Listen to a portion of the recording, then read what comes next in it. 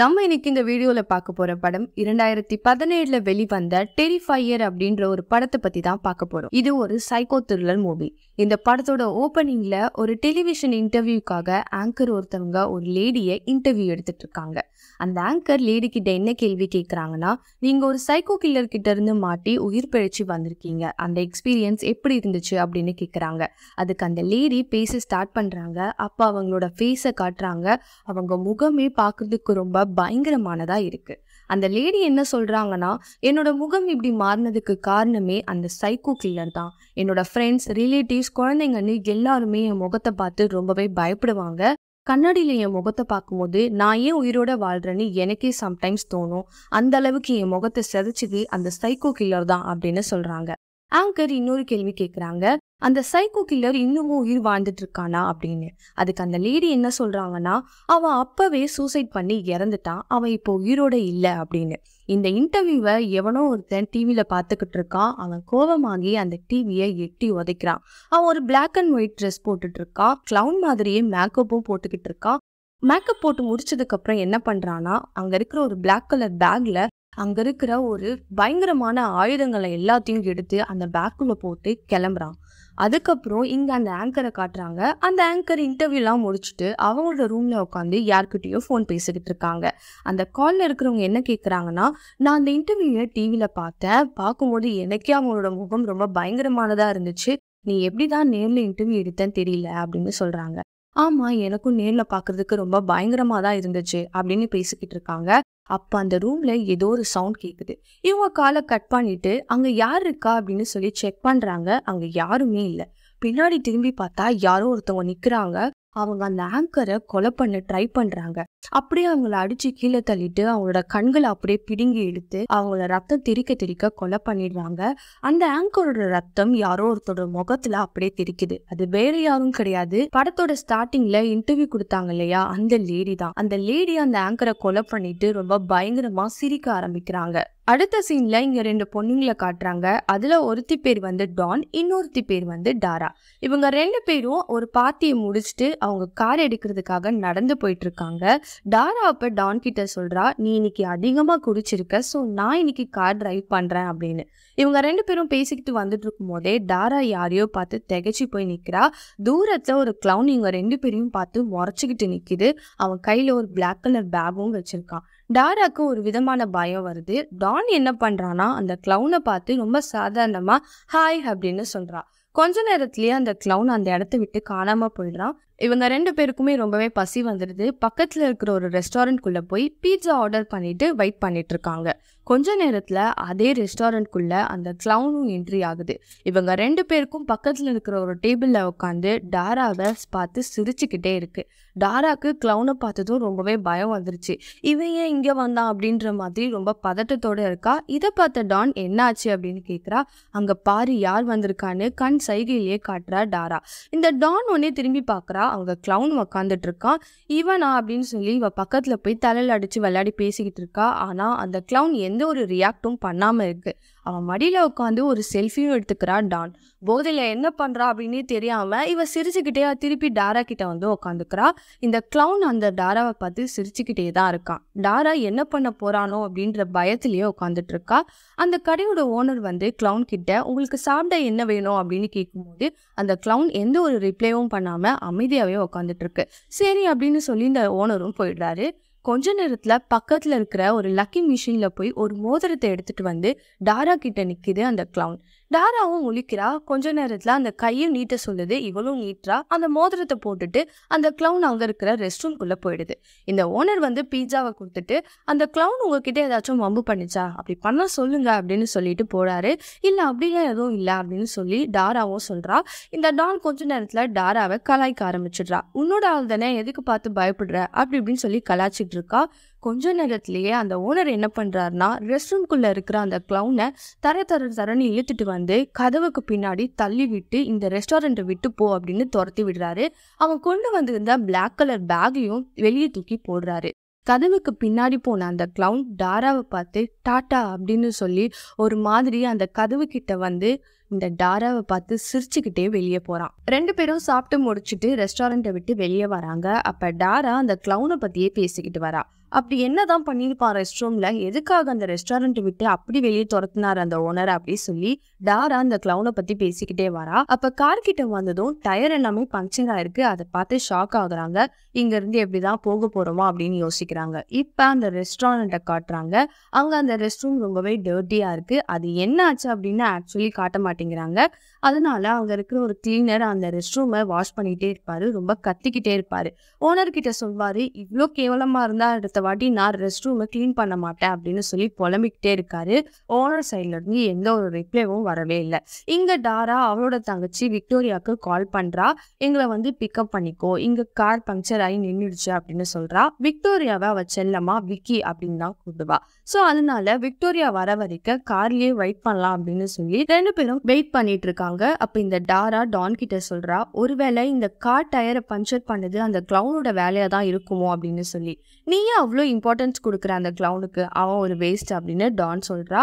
Again இங்க ரெஸ்டாரண்ட்டை காட்டுறாங்க. அந்த ரெஸ்ட் ரூமை கிளீன் பண்ணிட்டு இருந்தால அந்த சர்வர், அவன் வேலையெல்லாம் முடிச்சுட்டு ஓனருக்கு இன்ஃபார்ம் பண்றான். அந்த ஓனர் எந்த ஒரு பதிலும் சொல்லாம இருக்காரு. என்ன இவரு எந்த பதிலும் சொல்ல மாட்டேங்கிறாரு அப்படின்னு சொல்லி ஓனரை திரும்பி பார்க்கும்போது அவன் தலையை யாரோ வெட்டி அந்த கண்மொழியெல்லாம் அப்படியே பிடுங்கி அவனோட தலையை மட்டும் ஒரு டேபிள்ல வச்சிருக்காங்க. அதை பார்த்து இந்த சர்வருக்கு பயங்கர பயம். என்னடான்னு திரும்பி பார்க்கும்போது அங்க அந்த கிளவுன் என்ன பண்றான்னா ரத்த கரையோட ஒரு கத்தியை பிடிச்சுக்கிட்டு நிக்கிறான். அடுத்து நம்ம தான் அப்படின்னு சொல்லி இந்த சர்வர் ஒரு டைம் பண்ணும்போது அவரை பிடிச்சு அவரோட கண்ணையும் அப்படியே புடுங்கி எடுத்து தலையை வெட்டி எடுத்துடுறான். இங்க ரெஸ்டாரண்ட்ல இவங்க 2 பேரையும் கொலை பண்ணிட்டு அந்த கிளவுன் அடுத்து எங்க போவான், அந்த கார் கிட்ட தானே போவான். அகைன் இப்ப அந்த இடத்த காட்டுறாங்க. இங்க டான் வந்து உட்காந்துட்டு இருக்கா. டாரா என்ன பண்றான்னா இங்க ரெஸ்ட் ரூம் இருக்கா அப்படின்னு தேடுறான். அப்படின்னு போகும்போது கார் கிட்டேயே ஒரு பில்டிங், அங்க அந்த மொட்டை பில்டிங்ல யாரையும் அலோவ் பண்ண மாட்டோம், இது ரொம்ப பழைய பில்டிங். ஐயோ நீங்க அவசரத்தை புரிஞ்சுக்கோங்க, என்ன அலோவ் பண்ணுங்க, நான் ரெஸ்ட் ரூம் மட்டும் போயிட்டு வந்துடுறேன் அப்படின்னு டாரா கேக்குறா. சரி வா அப்படின்னு சொல்லி அந்த பில்டிங்குள்ள கூட்டிட்டு போறான். அந்த பில்டிங் ரொம்ப பழசா இருக்கு. சரி இந்த ரெஸ்ட் ரூம்குள்ள நிறைய எலியெல்லாம் இருக்கும், அதெல்லாம் நான் விரட்டி விட்டு வரேன் அப்படின்னு சொல்லி உள்ள போய் விரட்டி விட்டுட்டு இப்ப யூஸ் பண்ணிக்கோ, நான் இங்கேயே இருக்கணுமா இல்ல போகணுமா, உனக்கு போன வழி தெரியும்ல அப்படின்னு சொல்லி சொல்லும்போது இல்ல நான் பாத்துக்கிறேன் அப்படின்னு சொல்லி டாரா ரெஸ்ட் ரூம் யூஸ் பண்ண உள்ள போயிடுறா. இந்த மொட்டையும் மேல அப்படியே மாடியில போயிட்டு கிளீன் பண்ணலாம் அப்படின்னு சொல்லிட்டு போயிடுறான். வெளியே கார்ல தனியா இருக்கிறது இந்த டான் மட்டும்தான். அப்ப அவ என்ன பண்றான்னா ரொம்ப போர் அடிக்குது அப்படின்னு சொல்லி மொபைல் நோண்டிக்கிட்டே அங்க எஃப்எம் ஆன் பண்ணி கேட்டுட்டு இருக்கா. அங்க எஃப்எம்ல என்ன சொல்றாங்கன்னா இந்த மாதிரி பக்கத்துல இருக்கிற ஒரு ரெஸ்டாரண்ட்ல 2 பேரை கொலை பண்ணிட்டு ஒருத்தன் தப்பிச்சு ஓடிட்டான், அவன் பாக்குறதுக்கு பிளாக் அண்ட் ஒயிட் ட்ரெஸ் போட்டுட்டு ஒரு கிளவுன் மாதிரியே இருப்பான் அப்படின்னு சொல்லி சொல்றாங்க. யாராச்சும் பார்த்தா தகவல் தெரியுங்க அப்படின்னு சொல்லி எஃப்எம்ல அனௌன்ஸ்மெண்ட் போயிட்டு இருக்கு. இதை கேட்ட டானுக்கு என்ன பண்றதுன்னே தெரியல. அவ ஒரு செல்ஃபி எடுத்திருந்தா இல்லையா, அதை ஃபேஸ்புக்ல அப்லோட் பண்ணிருப்பா. அந்த போட்டோவை பார்த்துக்கிட்டே இருக்கா. அப்ப கார்குள்ள யாரோ வந்து உட்காடுறாங்க. சரி டாராவா தான் இருக்கும் அப்படின்னு சொல்லி இந்த எஃப்எம்ல சொன்ன அனௌன்ஸ்மெண்ட்டை சொல்றா. அப்ப திரும்பி பார்க்கும்போது அந்த கிளவுன் அப்படியே சிரிச்சுக்கிட்டே வந்து உட்காந்துக்கிட்டு இருக்கான். அகைன் இங்க டாரா இருக்கிற இடத்த காட்டுறாங்க. டாரா பாத்ரூம்லாம் போயிட்டு முடிச்சுட்டு வெளியே வரா. அப்ப அங்க ஒரு குழந்தை அழுகுற சவுண்ட் கேக்குது. என்னன்னு திரும்பி பார்க்கும்போது அங்க ஒரு லேடி கையில குழந்தைய வச்சுட்டு நின்றுட்டு இருக்காங்க. அவங்க என்ன சொல்றாங்கன்னா, நீங்க தான் என் வீட்டுக்கு வந்த புது நெய்பரா, நான் உங்ககிட்ட பேசி நல்ல ஃப்ரெண்ட் ஆயிடுறேன், இதான் என்னோட குழந்தை எமிலி அப்படின்னு சொல்லி காட்டுறாங்க. அங்க டாரா பார்த்ததுமே ஒரு மாதிரி இவங்க என்ன மென்டலி பாதிக்கப்பட்டவங்களா அப்படின்னு சொல்லி பாக்குறா. ஏன்னா அங்க குழந்தையே கிடையாது, அவங்க கையில வச்சுட்டு இருக்கிறது ஒரு பொம்மை. சரி டாராவும் என்ன பண்றதுன்னு தெரியாம சரி ஹவுஸ் ஓனருக்கு என்ன கூப்பிட்டாரு, நான் போய் பேசிட்டு வரேன் அப்படின்னு சொல்லி அந்த இடத்த விட்டு கிளம்பிடுறா. இவ அங்க வந்ததுக்கு அப்புறம் என்ன பண்றானா இங்க இருந்து எப்படி வெளியே போறது, எக்ஸிட் எங்க இருக்கு அப்படின்னு சொல்லி தேடும்போது அங்க ஒரு டோர் இருக்கு. அந்த டோர் பக்கத்துல யார் நிக்கிறானா அந்த கிளவுன் கையில ரத்தக்காரியோட ஒரு கத்தியை வச்சுக்கிட்டு நின்றுட்டு இருக்கான். கிளவுனை பார்த்த டாரா அந்த இடத்த விட்டு பயந்து ஓட ஆரம்பிக்கிறா. இந்த டாராவை விட்டுறக்கூடாது அப்படின்னு சொல்லி இந்த கிளவுனும் பின்னாடியே துரத்திக்கிட்டு போறான். அப்ப அந்த பில்டிங்ல இருக்கிற கார் ஷெட்டுக்குள்ள இந்த டாரா ஓடி போய் ஒளிஞ்சுக்கிறா. இந்த இடத்த விட்டு வேற எங்கேயும் போயிருக்க முடியாது அப்படின்னு தெரிஞ்சுக்கிட்ட இந்த கிளவுன் அந்த கார் ஷெட்குள்ள அவளை தேடுறான். அப்ப இந்த கிளவுனை திசை திருப்பணும் அப்படின்றதுக்காகவே அவளோட ஆப்போசிட் சைட்ல ஒரு மெட்டலை தூக்கி எறிறா. அந்த சவுண்ட் கேட்டு கிளவுன் அந்த பக்கம் போயிடுறான். இவளும் தப்பிச்சு ஓடி போயிடுறா. ஃபர்ஸ்ட் ஃப்ளோர்ல தானே இந்த மொட்டை இருக்கான், ஸோ அங்க போய் பார்ப்போம் அப்படின்னு சொல்லி போகும்போது அந்த இடத்துல ஒரு ஃபோன் இருக்கு. சரி யாருக்காச்சும் ட்ரை பண்ணி பார்ப்போம் அப்படின்னு சொல்லிட்டு கால் பண்ணும்போது யாருக்குமே லைன் போல.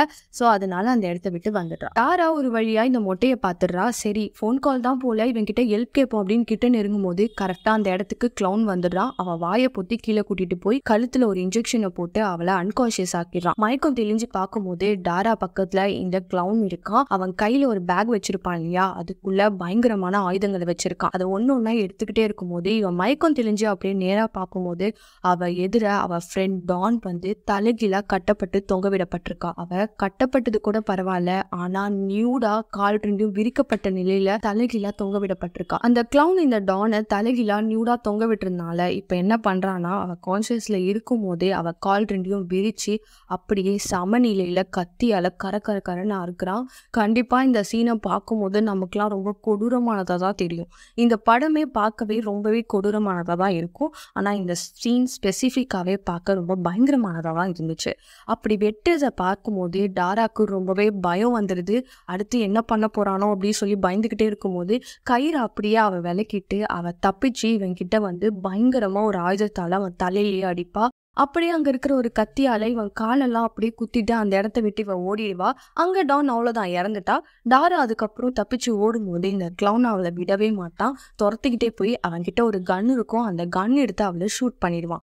எப்படிதான் தப்பிக்க ட்ரை பண்ணாலும் டாரா கடைசியில அவன் கையால சுட்டு சாவப்பட்டுருவான். என்னதான் கிளவுன் வந்து டாராவை ஷூட் பண்ணாலும் அவனோட கண்ணத்துல தான் ஷூட் பண்ணிருப்பான். ஸோ அவ கொஞ்சம் கான்சியஸா தான் இருப்பான். ஸோ நெத்திப்போட்டில் ஷூட் பண்ணிட்டு அவளை கண்ணெல்லாம் பிதுக்கி எடுத்து அவளோட ஸ்டைல கம்ப்ளீட்டா சாகடிச்சிருவான். இந்த சவுண்ட் கேட்ட அந்த மென்டல் பொம்பளை அந்த பொம்மை கிட்ட ஏதோ உளறிட்டே இருப்பா. அதாவது அவ குழந்தைன்னு சொல்லிட்டு இருப்பா இல்லையா, அந்த பொம்மை கிட்ட ஏதோ உளறிட்டு இருப்பா. அப்போ கூட அந்த மொட்டை மண்ணியனுக்கு எதுவுமே கேட்காது. அவன் ஹெட்செட் போட்டுட்டு வேலையை பார்த்துக்கிட்டு இருப்பான். ஸோ இதுக்கப்புறம் என்ன ஆகும்னா, அந்த டானோட மொபைலுக்கு ஒரு மெசேஜ் வரும். அதாவது டாராவோட தங்கச்சி விக்டோரியாவுக்கு கால் பண்ணியிருப்பா இல்லையா, அவளோட மொபைல் சுவிட்ச் ஆஃப் ஆனதுனால டானோட மொபைல்லேருந்து தான் அவன் மெசேஜ் பண்ணியிருப்பா.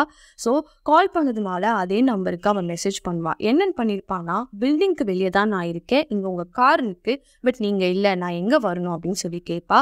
இந்த கிளவுன் என்ன பண்ணுவான்னா, டாரா அப்படியே மெசேஜ் பண்ணுவான். நான் பில்டிங்க்கு பேக் சைடில் தான் இருக்கேன், நீ உள்ள வா அப்படின்னு சொல்லி மெசேஜ் பண்ணிடுவான். விக்டோரியாவை அகெயின் இந்த பில்டிங்குள்ள வர வைக்கிறது தான் இந்த கிளவுனோட வேலையாவே இருக்கும். விக்டோரியா அந்த பில்டிங்குள்ள வர கேப்ல இந்த லிட்டில் லேடி கிட்ட ஒரு பொம்மை இருக்கு இல்லையா, அது தொலைஞ்சு போயிருக்கும். அதை இந்த கிளவுன் தான் எடுத்துட்டு வந்திருப்பான். சோ அந்த லேடி என்ன பண்ணுவாங்கன்னா, என்னோட குழந்தைய கொடுத்துரு அப்படின்னு சொல்லி கிளவுனை துரத்தி வருவாங்க. கிளவுன் கிட்ட அந்த பொம்மை இருக்கிறத பார்த்து வாங்க ட்ரை பண்ணுவாங்க. ஆனா இந்த கிளவுன் கொடுக்கவே மாட்டான்.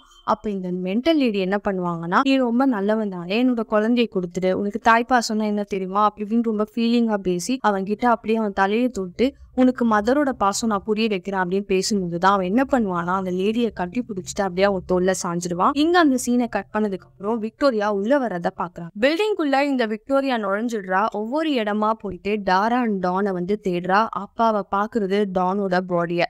அதை பார்த்ததுமே அவளுக்கு ரொம்பவே பயம் வந்துடுது. ஏன்னா டானை தலைகீழா தொங்க விட்டு அதுவும் நியூடாக்கி தானே அவன் சாகடிச்சிருப்பான். அதை பார்த்ததுமே அவளுக்கு பயம் வந்துடுது. ஐயோ டாராக்கு என்ன இருக்கும் அப்படின்னு சொல்லி பயந்துகிட்டே டாராவை தேட போறா. அங்க தூரத்துல ஒரு பாடி தெரியுது. அதை திருப்பி பார்க்கும்போது தான் தெரியுது அது டாரா கிடையாது, அந்த மென்டல் லேடி. அந்த மென்டல் லேடியை அவன் இருக்கிறதுலயே ரொம்ப கொடூரமா சாகடிச்சிருப்பான். என்னடா இவன் ஷோல்டர்ல விழுந்து அழுகுறானே, ஒருவேளை திரும்பிட்டானோ அப்படின்னு நினைச்சோம் இல்லையா, இல்ல, அவன் அவளோட பிரெஸ்டை அறுத்து முடியெல்லாம் வெட்டி அவளை ரொம்ப கொடூரமா சாகடிச்சிருப்பான். விக்டோரியா இந்த லேடியோட பாடியை பார்த்து ரொம்பவே பயமாயிடுவா. அதாவது அந்த மென்டல் லேடியோட பாடி. இதை பார்த்ததுமே என்ன இப்படி சாகடிச்சிருக்கான், டாராக்கு என்ன இருக்குமா அப்படின்னு சொல்லி டாராவை தேடி போகும்போது டாராவுடைய பாடியும் பார்த்துருவா.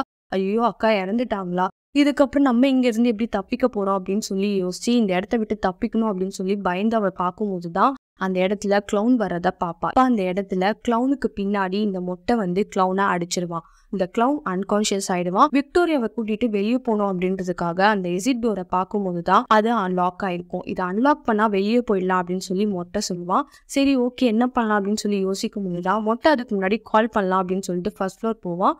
அங்க போய் கால் பண்ணுவான். எமர்ஜென்சி கால் பண்ணதும் எல்லாத்தையும் டீட்டெயிலாக சொல்ல முடியலனாலும் ஓரளவுக்கு சொல்லி இந்த அட்ரஸ்க்கு வந்துருங்க அப்படின்னு சொல்லிட்டு போலீஸ்க்கு கால் பண்ணிட்டு கட் பண்ணிடுவான். அதுக்கு மொட்டையும் சாகடிச்சிருவான். இப்போ மொட்டையும் காலி, வெறும் விக்டோரியா மட்டும்தான் இருக்கா. விக்டோரியாவை சாவடிக்கணும் அப்படின்னு சொல்லிட்டு இந்த கிளவுன் நெருங்கும் போது தான் விக்டோரியா என்ன பண்ணுவான்னா, கையில ஒரு கத்தியை வச்சுக்கிட்டு அவனை சாகடிக்கணும் அப்படின்னு சொல்லிட்டு கிட்ட போவா. ஆனா இந்த விக்டோரியாவை அடிச்சு அன்கான்சியஸ் ஆக்கி அவன் மேலேயே உட்காந்து அவளோட முகத்தை கொஞ்சம் கொஞ்சமா பிச்சு தின்னுக்கிட்டு இருப்பான் இந்த சைக்கோ கிளவுன். அப்பதான் வழக்கம் போல இந்த போலீஸ் லேட் என்ட்ரி கொடுப்பாங்க. அவங்க வந்து இந்த கிளவுனோட மண்டையில ஷூட் பண்ணிடுவேன் அப்படின்னு சொல்லி கண்ணை வைப்பாங்க. இந்த கிளவுன் என்ன பண்ணுவானா, அதை தட்டி விட்டுட்டு அவன் கையில இருந்த ஒரு கன் எடுத்து அவன் வாயில ஷூட் பண்ணிக்கிட்டு சூசைட் பண்ணிப்பான். இந்த கிளவுன் இறந்துட்டான் அவ்வளவுதானே அப்படின்னு நினைக்கும் போதுதான் என்ன நடக்கும்னா, இவனோட பாடியை போஸ்ட்மார்ட்டம் பண்றதுக்காக ஹாஸ்பிட்டல் கொண்டு போயிருப்பாங்க. அங்க ஹாஸ்பிட்டல்ல கரண்ட் போயிட்டு வந்துட்டு இருக்கும். இவனோட பாடியோட அந்த பெட்ஷீட்டை ரிமூவ் பண்ணி பார்க்கும்போது இவன் உயிரோட தான் இருப்பான். அங்க எல்லாரையும் அடிச்சு போட்டுட்டு இவன் கிளம்பி திருப்பி இவனோட வேலையை பார்க்க போயிடுவானா அப்படின்னு கணிக்கும் போது ஆமா இவன் போயிடுவான். அதுக்கப்புறம் கட் பண்ணா இங்க அந்த விக்டோரியா இருக்கா இல்லையா, அவ தான் அங்க இன்டர்வியூ கொடுத்த அந்த லேடி. ஆரம்பத்துல ஒரு லேடி இன்டர்வியூ கொடுத்து அந்த ஆங்கரை சாகடிச்சிருப்பாங்க இல்லையா, அதுதான் விக்டோரியா. ஸோ விக்டோரியாவோட முகத்தை அவன் பிச்சு தின்னதுனாலதான் அவனோட முகமே இப்படி செதஞ்சு போயிருக்கு. அது மட்டும் இல்லாம அந்த கண்ணு மொழியை கூட அவன் நோண்டி எடுத்து போட்டிருப்பான். ஸோ இதுல என்ன ட்விஸ்ட்னா, இந்த விக்டோரியா ஏன் அந்த ஆங்கரை சாகடிச்சா அப்படின்றது இந்த படத்துல காட்டிருக்கவே மாட்டாங்க. ஒருவேளை பார்ட் 2ல காட்டியிருப்பாங்கன்னு நினைக்கிறேன். ஸோ இந்த படத்தை மறக்காம பாருங்க. இந்த படம் ரொம்பவே சைக்கோ த்ரில்லர் மூவி தான். அதுவும் இல்லாம இந்த கொடூரமான சீன்கள் எல்லாமே இந்த படத்துல இருக்கு. அண்ட் உங்களுக்கு இந்த வீடியோ பிடிச்சிருந்தா லைக் பண்ணுங்க, ஷேர் பண்ணுங்க, மறக்காம இந்த சேனலை சப்ஸ்கிரைப் பண்ணுங்க.